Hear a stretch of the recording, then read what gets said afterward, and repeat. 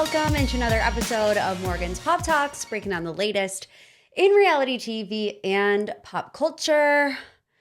Had a crazy day. Spent my morning with my boyfriend, my ENT, my nose doctor, Dr. T, who I've been spending a lot of time with over the past, I was going to say almost a year. I mean, I had my surgery in November. I gave you guys a little health journey update not too long ago. I had MRSA in my nose and things are looking up. Things are looking up. They put the camera back up my nose. He showed me afterwards. I love it when he shows me the video inside my nasal passages and it looks pretty good. I'm still having some issues where I have to just, clear my throat. It's just not fun. It's just not fun, but things are looking up. They gave me 2 new antibiotics to start. I've been on antibiotics for what feels like 3 months straight, but he gave me these 2. He's like, this should knock it right out if you ever have any other lingering issues.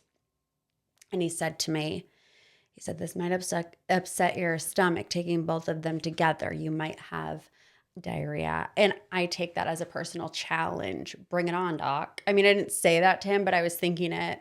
If you're a friend of the pod, you know your girl struggles to go to the bathroom. So I struggle to breathe. I struggle to go to the bathroom. So I'm like, I laugh in the face of danger. Bring it on. So we'll see if that helps. Other than that, not a lot going on except for World Cup fever. Are you in a World Cup household? My World Cup household has gone to the next level because now, not only is it every day a different game that you have to watch, which I can't be too mad about because I'm doing the same thing with my husband with Love Island, although I'm going to talk about Love Island today in final thoughts because I think it's cooked. But anyways, not only am I having to watch multiple soccer games a day, my husband texted me the other day saying, I'm on my way home. We're getting ready to have dinner in an hour, by the way. He's like, I'm on my way home, but I'm going to stop at McDonald's because they're giving away these World Cup cups, plastic cups that have different, the Hamburglar on them or something. I don't know. But now all of a sudden he wants to collect 12 World Cup cups from McDonald's. I'm like, well, we don't need any more cups. We have 1,200 cups in our household. And then he texts me. He's like, oh, I got the Gremlin cup. I'm like, that's what you get for going to McDonald's an hour before dinner is ready just to get a World Cup cup. It just frustrates me because I'm going to be the one washing all those stupid cups. But anyways, let's get into all things reality TV and pop culture. It was a big week. Of course, Wes Wilson fired from Summer House. Carl and Lindsay on the podcast together. We got the aftermath episode. We'll be getting into all of that today in the deep dive, but let's start with the pop 3. These are the biggest headlines of the week, starting with Jelly Roll filing for divorce from Bunnie XO. I did not realize that this was such a huge deal, massive deal. I'm also not really up to date on the Jelly Bunnie lore, but apparently the lore is deep between these two, and everything that I have seen online, the fandom, the fan base is really shaken up by this. If you're deep into the Jelly Roll fan base or the Bunnie XO fan base, I need to reveal yourself to me. Send me a DM. Give me the tea, sis, because I did not realize that this would just happen. It's exploded. It's all over everything. So TMZ reported that Jelly Roll filed the papers at a Tennessee courthouse last month. It's reported the divorce was a mutual decision and a private family matter. The two have had a tumultuous relationship. They met in 2015 at one of Jelly Roll's early shows when he was a struggling musician. Bunnie was working as a high-end escort at the time. After a year of dating, they got married. They briefly split for 2 years. They briefly split 2 years later after the singer had an affair. They got back together. Jelly Roll has 2 children from previous relationships, 18-year-old Bailey Ann, for whom Bunnie is a stepmother, and then 9-year-old Noah, who still lives with his biological mother, though is close to Bunnie. TMZ also reports that just as the news has gone public, things are moving quickly. Photographers snap pictures of a huge moving van parked in front of the couple's Tennessee house this week, though it's not clear who's leaving, who's staying, and just hours after the news broke, Bunnie posted a cryptic message about getting her sparkle back, a la Brittany Cartwright, alongside a lingerie pic on her Instagram stories. And Jelly Roll's daughter, Bailey, I think, posted this. Oh, and one more thing. I'm disgusted at how invested everyone is in a very clearly private family matter. There's people who like have devoted themselves to Jelly and Bunny's relationship, like doing deep dive TikToks about them. But it says, she said, crazy that people are so invested, and told those following closely to worry about your own house, not mine. So a source told the Daily Mail that it has to do with conflicting values. So this is what the Daily Mail article says. There's just such a conflict in what's going on. He's preaching this Christian way of life. She's posing mostly naked. At every turn, she's just kind of embarrassing him and wrecking every PR narrative that they're trying to create. This is the talk of the town in Nashville. So this insider continued that Jelly Roll has been teaming up with more Christian artists lately. I think he had a song with Brandon Lake. And, at the award shows, he's using those opportunities to thank God for everything that he has now. But this insider says he saw a lot of money in this market and told Bunny to get it together, but she wouldn't stay in line, and it's destroying his brand. So my thing is that if Jelly Roll, I don't know what Jelly Roll's true intentions are. I know nothing about the guy, right? Like literally. I don't think somebody would file for divorce like just for an act in hopes to get more money. I feel like he has a lot of money, right? So that's that. On the other end of things, Tom Holland confirmed he is married to Zendaya. Tom Holland seemed to confirm that he and Zendaya are married in a new Esquire cover story.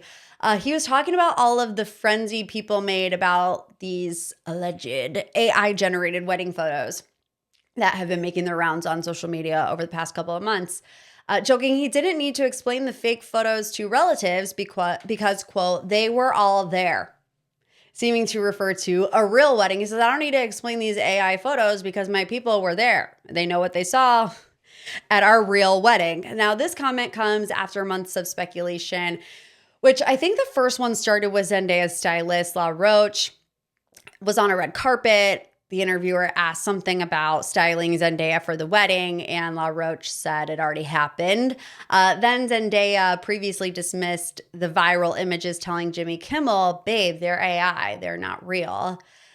Meanwhile, Tom Holland declined to elaborate further after saying all of his relatives were there, while speaking to Esquire, saying that's all you'll get on that. And this is just another example of my deeply held belief that if a celebrity wants their personal life to remain private, they know how to achieve it.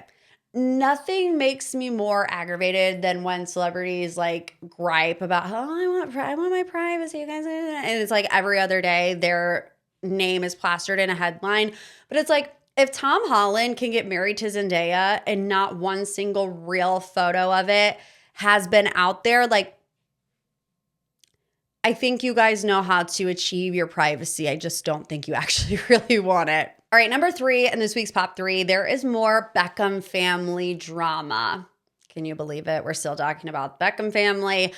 In case you missed it, in case you lived under a rock or weren't listening to MPT just a couple months ago, it all exploded when Brooklyn Beckham posted like a 7 Instagram story slide to his stories, black background, white text, if you know, you know, airing out all of his family's dirty laundry. There was a lot of speculation that stuff went down at the wedding, that Victoria Beckham like grinded on him or something for a mother-son dance or whatever. It's all very, I don't know. But anyways, on Friday, Harper Beckham, the sister, visited Brooklyn's home, and Brooklyn says it was staged. So she left without seeing her brother, and Brooklyn later shared via his Instagram stories that he was in New York at the time, as was Nicola. A rep for Brooklyn and Nicola told this to Page 6.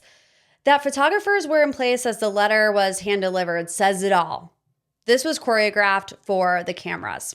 Now, David and Victoria Beckham have slammed that idea as clearly nonsense, and another source pushed back on that suggestion, insisting David and Victoria would never intentionally come between any of their children and the people they love, while noting that the situation has been so incredibly painful and confusing for them. So basically in the press, it was like, okay, Harper shows up to Brooklyn's door. They ignored her. And it's like just another layer to this complicated family dynamic. Obviously, Brooklyn's like, no, we weren't there. We didn't purposely ignore her. But, why were all these photographers there? But here's another little layer of this that I'm not particularly liking when it comes to Brooklyn Beckham. He just did a commercial with DoorDash. And it references his complicated family dynamic. It's a DoorDash World Cup ad. And Brooklyn says, you're probably wondering why I'm watching the FIFA World Cup 2026 from my home. It's a long story.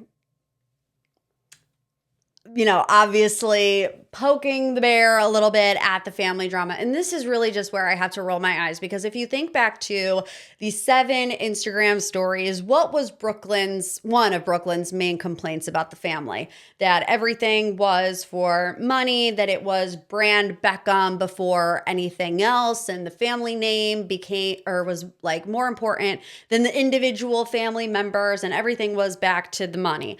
Well, if you're going to complain about everything in your family's life revolving around money, I don't see how you can then exploit or poke fun at your family drama when you're getting the paycheck. You know what I'm saying? Like, if you're going to accuse your parents of doing that and then turn around and do a DoorDash commercial, it's like, I guess the apple doesn't fall far then, does it? Okay, let's get into this week's deep dive. All the Summer House updates and the aftermath episode. Where do I even want to begin? Should we begin with the good parts of this week? I'm hoping that by now you listen to Carl and Lindsay's podcast episode. Lindsay was a guest on the More Life podcast with Carl Radke, and it was everything to me. It was everything to me. And to be honest with you, there was no groundbreaking information that came out of that podcast episode. They talked a lot about Lindsay's childhood and college and working in LA and working in New York and their friendship. They didn't really discuss their romantic relationship or the breakup or even the Wes and Amanda scandal of it all. They were kind of just shooting the breeze, and I loved it. I was smiling ear to ear. And I think probably the most interesting thing to come out of it was at the very end, the last 4 minutes, Carl asked Lindsay, what's giving you more life at the moment? She said, our friendship. She also was talking about how fans really want to see Carl on In the City season 2. I am the fan that she's talking about. I mean, I'm sure she's talking about more people than just me, but I am definitely one of one. If nobody ever wants Carl to be on In the City, then that means I am no longer here as well. But she seemed open to it, which the narrative has always been online anyways, that In the City was Lindsay's show, and why would Carl be on Lindsay's show? Well, I think because he's friends with everybody. That's been my biggest complaint, I think. You're going through this massive shift in Kyle and Amanda, and Lindsay is along for the ride on In the City, but, Carl has always been presented to us as one of Kyle's closest friends. So I think that perspective right now is missing on In the City. We don't really have a guy friend of Kyle that is giving their perspective, besides Kenny in that one sit-down conversation about how he's like, I just feel like Amanda's never really matched your energy. But, we're getting a lot of these scenes with Lindsay and Amanda where they're looking at apartments. Lindsay is helping Amanda pack up. I would love to see more behind the scenes of really what Kyle is thinking. Anytime we get that, it's in a scene with Amanda. I want to hear what he's telling his boys, on the DL, but we're really not getting that. But anyways, then we got word that West is no longer going to be on Summer House. This came out on TMZ saying that, it was there was one in TMZ and then there was also one in Us Weekly saying things that was a mutual decision, that he's not going to be back. He might be making a cameo. Who knows? Well, I read this interview in Variety with the SVP of current production on Bravo. And he basically said Sierra Miller is the star and is the future of Summer House. So I think we can, although we don't know who's in and who is out, I think we could tell a lot from this article. He did mention Mia and KJ. He said, Sierra has ties with everybody. She's got this core group with Mia and KJ. She's also connected to Kyle. So I feel like that gives us a little bit of a core to who's coming back. And then he also said This is a show about friends living under one roof. So if two people really can't stand each other, we're not going to make them live together. So that to me says that Amanda is out. But he said Sierra is the future of Summer House, and we want to keep telling that story. Her voice really matters to us on the show. So the fact that West is out under that context, I think is no surprise to anyone. I think the only real way West would have been able to come back to the show is if Amanda would have been there. And I don't want to say that like Sierra probably gave an ultimatum behind the scenes, but like if you were Sierra, would you want to live in a house with Amanda or West? Probably not. And I have to imagine those types of conversations were had with production. There were rumors of a spinoff show from West with this Ozarks thing. I don't really know. Everything that I saw about that was like a Dumois blind that this was happening or wasn't happening. But this article came out in Us Weekly that West allegedly tried to get Kyle, Carl, and Lindsay Hubbard fired from Summer House. And like, I know that we have witnessed some truly delusional things in the past 3 months on season 10 of Summer House and during the reunion. But if that is true, that is next level delusion, in my opinion. The article was saying West had some strong opinions about Lindsay being in the house because she has a baby and doesn't necessarily fit in with the this is for, single people having fun on the weekend. I saw where he was allegedly telling producers behind the scenes, me and my friends would make for more interesting TV than Kyle and Carl. I cannot fathom a world where that would really be how Wes Wilson feel. And if it is, like, bro, we need to have a come back down to earth and really, really fast. Summer House is Kyle, Lindsay, and Carl. It always has been. It always will be. I mean, even when they go into the next iteration, whatever that looks like, even when they're moving on to these new shows in the city, what do we want? We want Carl, Lindsay, and Kyle. Always. And if that's true, after 3 seasons, Wes thinks he's going to come in and just rip the rug out from underneath the OG3. Jail. Okay, let's get into the aftermath episode. In that same Variety article that I was talking about, I read that the sit-downs were the cast idea, and it started with Sierra. Sierra approached production and said, I really want to have a sit-down conversation with Meija. I feel like there's a lot more that needs to be said. And the ball kind of started rolling from there, where Lindsay said, I would really like to talk to Amanda. Kyle and West, we know, were talking about having conversations. They were contemplating having the conversation on camera versus off camera. And Kyle's like, look, this is just the way that it is. If you're going to do all of this in the public eye, we're going to have this conversation on camera. I'm glad that they did.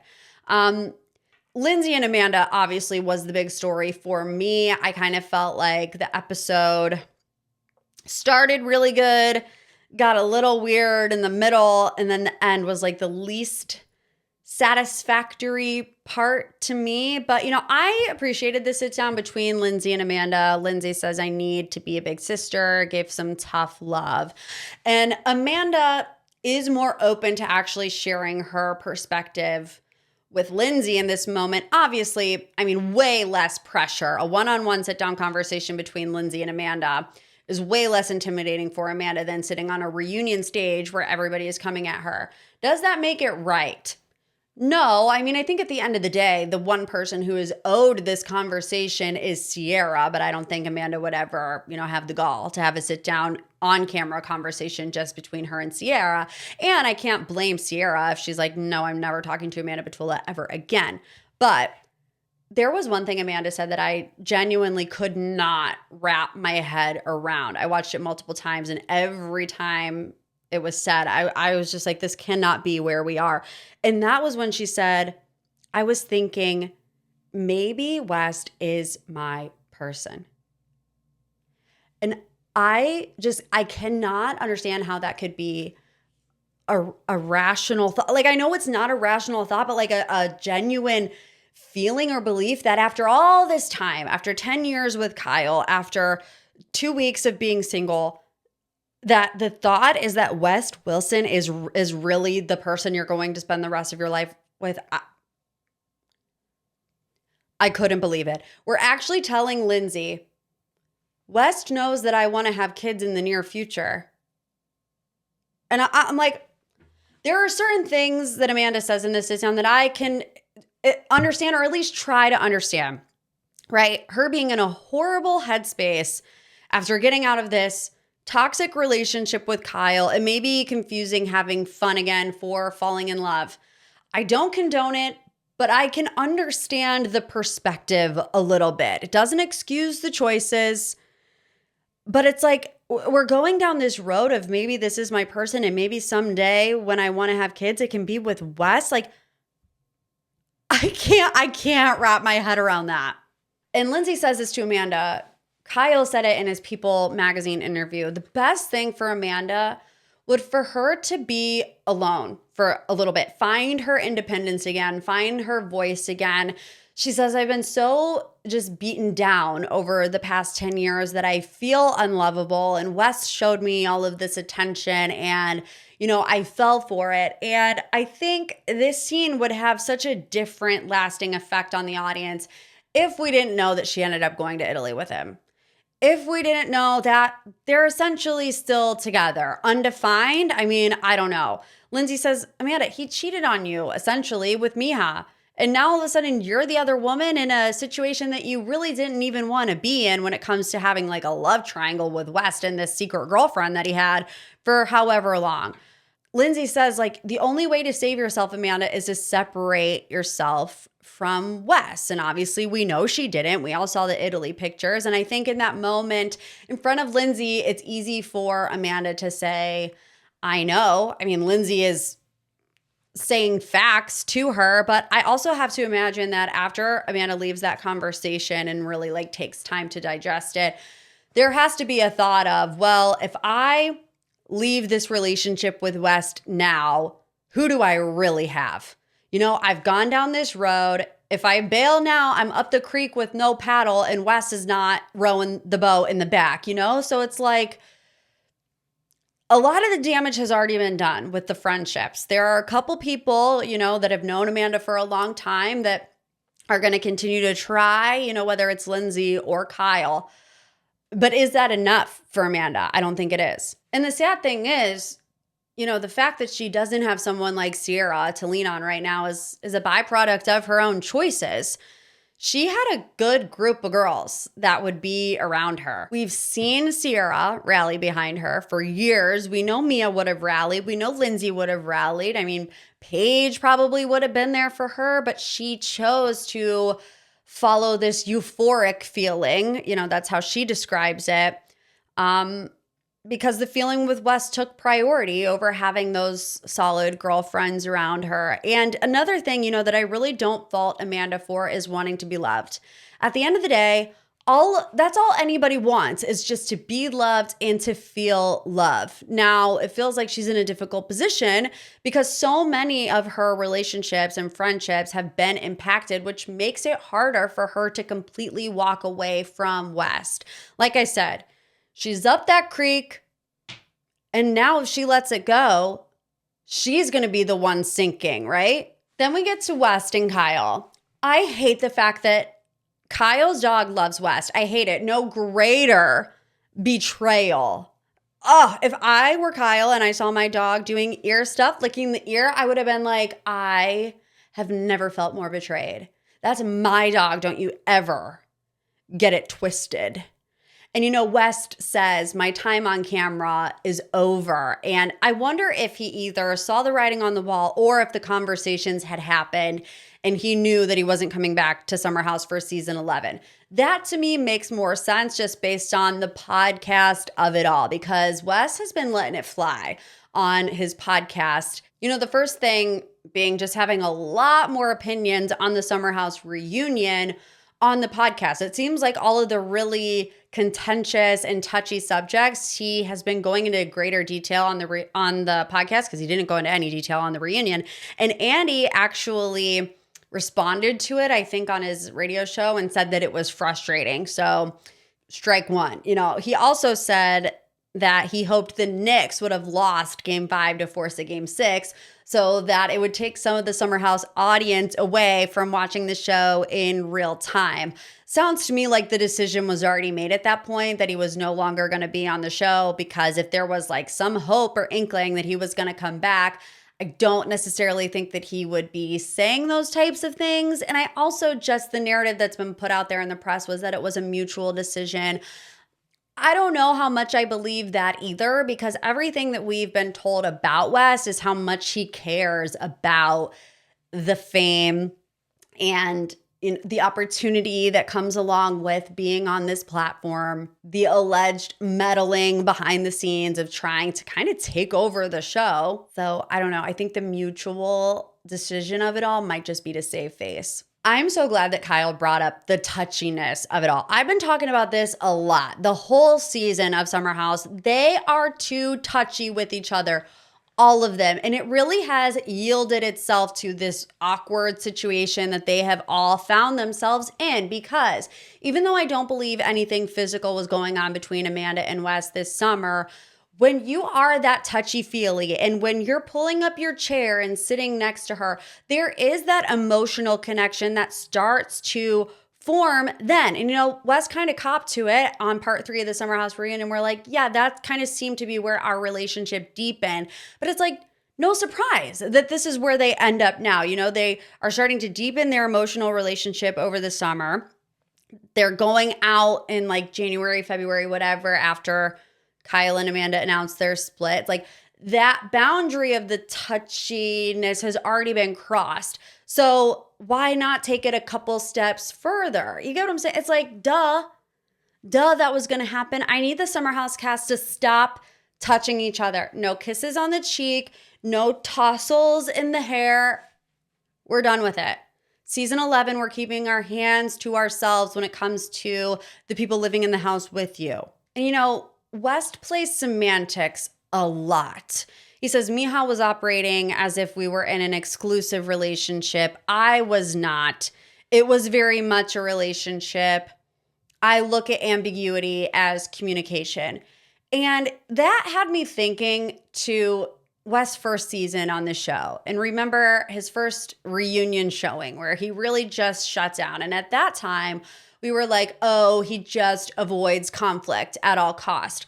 Well, we've seen him kind of try to get better at that as the seasons have gone on. That led us to this reunion where, again, the vagueness and the ambiguity seems to almost be a strategy as opposed to a genuine reaction. And I think that's kind of what I'm trying to reconcile now, is the past 3 years and Wes' inability to commit or be like 100% truthful. Is it because he didn't want the awkward confrontation of telling Sierra, I'm just not that into you? Or did he want to leave things open-ended because it's easier to get out of those situations without looking like the bad guy? I mean, it's kind of been found out at this point, but it just makes me look at the past 3 years really differently. I'm sure all of us are. But again, he does it with Amanda too. I love Amanda, but I'm not in love with Amanda. And that's what he's going to use down the road. If this doesn't work out, Amanda is going to be heartbroken and he's going to be able to say, well, Amanda, I said I loved you, but I was not in love with you. And so is that my fault, that we caught feelings? You caught them more than I did and we weren't exclusive and, all these things. It's so cloudy. The language is so cloudy and it just leaves room for such misinterpretation no matter what part you are in this weird little love. I don't even know what type of shape it is now. That same language, he'll say, oh, I understand how that's confusing to Amanda. Other people will say that's how you manipulated Amanda, right? And again, I feel like we got nothing from West. I feel like even though he talked a whole lot more, what did you really walk away from the sit-down conversation with Kyle and West? Like, what was your overall takeaway?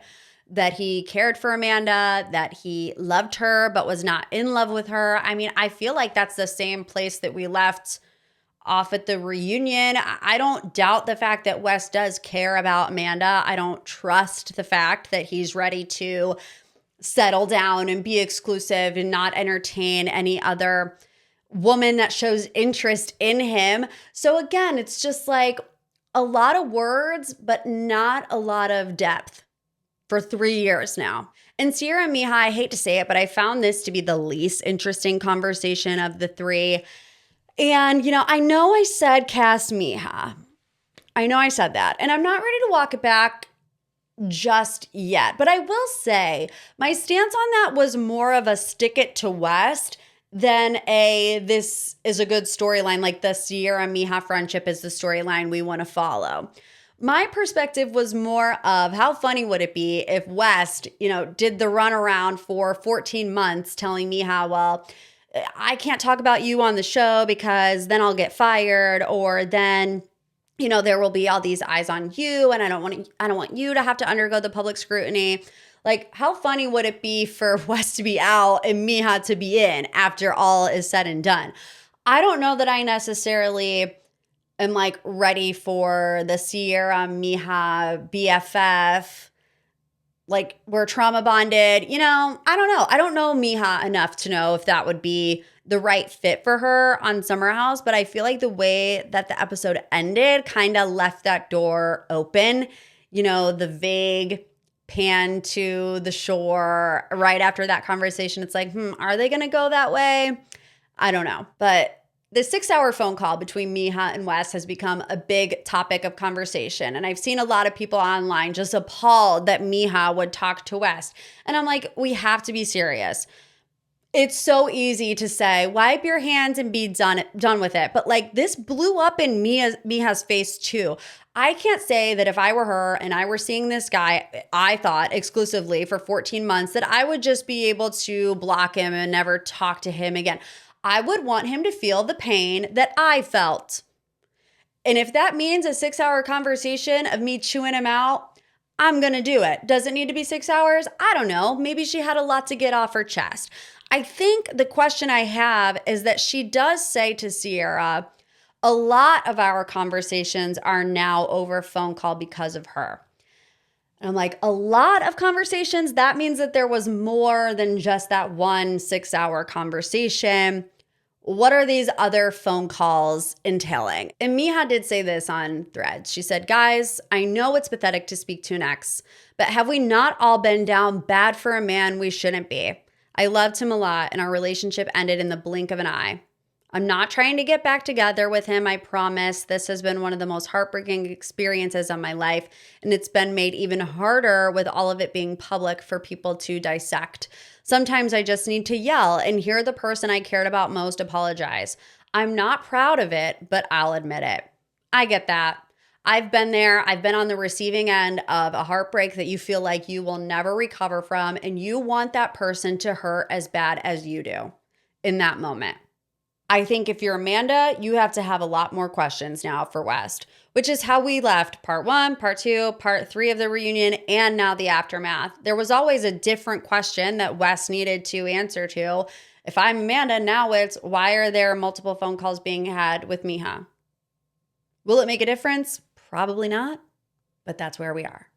All right, for final thoughts this week, I want to do 2 kind of rapid fire things that I've been thinking about. I want to start with Love Island, and then I want to get into the Dallas Cowboys cheerleaders. Newest season of America's Sweethearts dropped. I think I'm like 4 or 5 episodes in. I have some thoughts. But let's start with Love Island USA. Is it cooked? Is it over? Y'all already know I've been fast forwarding. On Tuesday night's episode, there wasn't even any like overtly disgusting things happening on the screen that I needed to fast forward through. But when I tell you I fast forwarded through the entire You Got Mail, I'm not joking. I fast forwarded through the entire thing. And I'm sitting here thinking, okay, not only am I fast forwarding through the Goop challenges, but now I'm fast forwarding through the things that are supposed to make us feel more connected to their love story.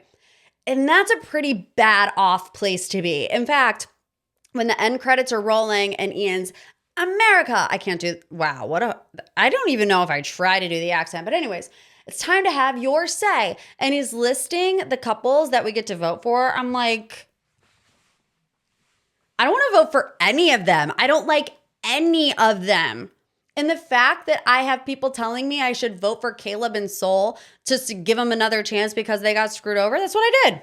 That's what I did. And it sucks because it's going to end up breaking somebody else up. But it's like, does it really suck? Because I don't care. I don't care about any of them. I don't care about Kenzie and Corbin. I don't care about Melanie and Sincere. I don't care about Kata and Zach. I don't. They're setting Zach up for failure, taking him to the hideaway. They haven't even had a date yet. And he's sitting there talking about, well, if another bombshell comes in, are you going to get mad at me? And she's like, yeah, obviously.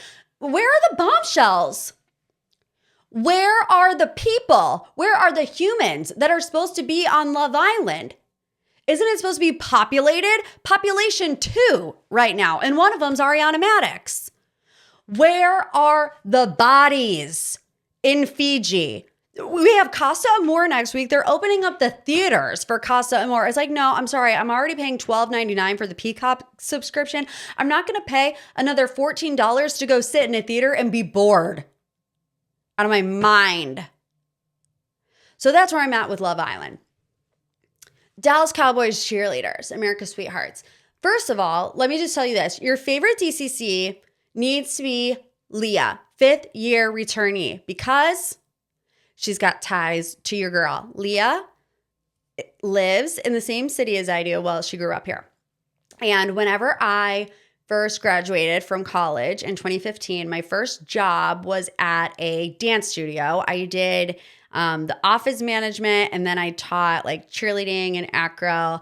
And my girl Leah was my assistant in my acro class for, I think it was either a year or 2 years, but she grew up at that dance studio. She is amazing. She's phenomenal. She always has been, always will be. She is a live, laugh, love little baby angel. So if you're looking for a DCC to support, it should definitely be Leah. She is a group leader. So she's that girl. But the thing about Dayton Bramhall, Dayton has tried out time and time again. And the mom was a DCC and also still works in the organization. I don't know what her official title is, but the mom is always lurking. She's up at the top of the corner whenever Dayton is having her solo audition. And then whenever they're inviting the girls into training camp, she's like sitting at a table with some other staff members. And Dayton doesn't make it into training camp.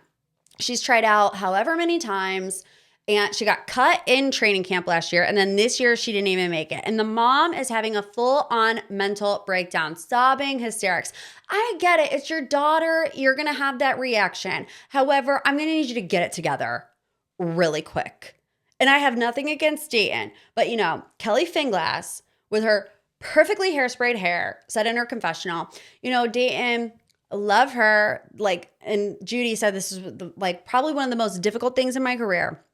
But Kelly says, Dayton, she does not capture the room the way that some of these other girls do. It's just not her type of dancing or whatever. I blame the mom. I blame the mom for continuing to put her daughter in that situation when the mom has eyes and can probably see the writing on the wall. We've been down the road before where you know Kelly and Judy are not going to just let your daughter become a DCC just because you work here and because you were a member of the Dallas Cowboys cheerleaders. And there's nothing against Dayton. I'm sure she's a wonderful woman. And I'm sure the mom is a wonderful woman. But like, we got to be for real. There's no participation trophies when it comes to becoming a Dallas Cowboys cheerleader. Now,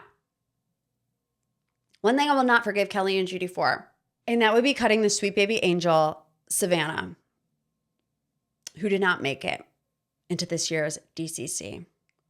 They made her dye her hair this strawberry blonde, which it doesn't look bad. It doesn't look bad. It needs a little tweaking. But why is it that every time after these makeovers is when they decide to cut these girls? This Savannah, she grew up. All she's ever wanted in her life is to be a Dallas Cowboys cheerleader. I think she's like 5'3". She's a short little thing.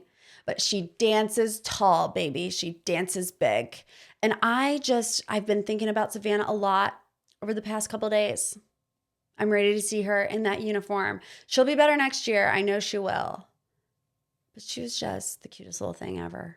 I'll finish it next week and we'll talk about it. But that does it for today's episode of MPT. I hope you enjoyed this week's episode. If you want to watch on YouTube, make sure you're subscribed. If you want the episode a day early and ad-free, link to the Patreon is in the show notes below. You also get a bonus episode every single Monday where you pick the episode recaps that we do. If not, I'll see you back next week on Thursday. Leave a review, a little 5-star boop boop, a little love you like a sis. I'll see you then. Bye.